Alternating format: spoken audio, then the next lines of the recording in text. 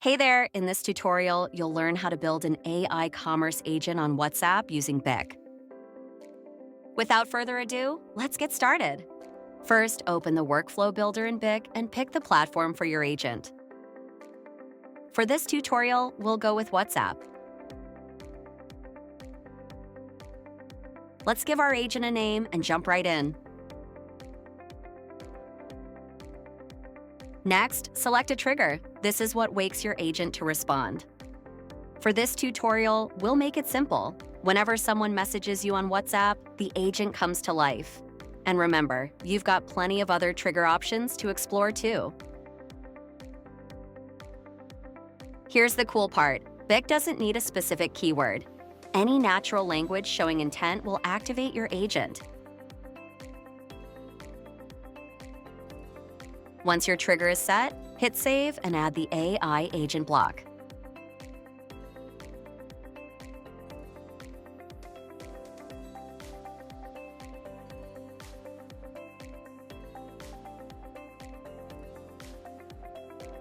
Let's break the agent block down into 5 simple parts. 1. Type of agent. We've already built a set of agents you can deploy right out of the box. 2.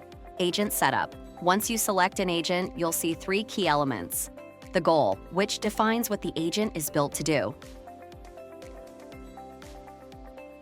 The context and instructions, which come with pre-filled prompts from our team.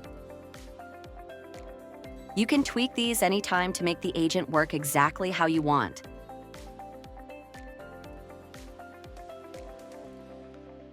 And the success criteria, which tells the agent when a task is successfully completed. This is also customizable. 3. Store data access. Depending on your use case, you can give the agent full access to your store data or limit it to specific information. This helps the agent work faster and stay relevant. You can even choose whether to share required documents and also share intents. 4. Handover context. This lets the agent pass collected information to your team or store it securely in BIC's database for later. 5. Exit settings. Finally, the exit setting decides when a query should be passed to a human. It also lets the agent confirm with the customer if they need more help before ending the chat. Once your agent is set up and saved, link the trigger node to the agent node. The agent node connects to other workflow elements, but we'll leave those under the hood for now. Let's go straight to the result and see the agent in action. The trigger we set up earlier has now activated the AI agent. You can see it processing the order number, asking for the reason, and moving through the next steps all on its own.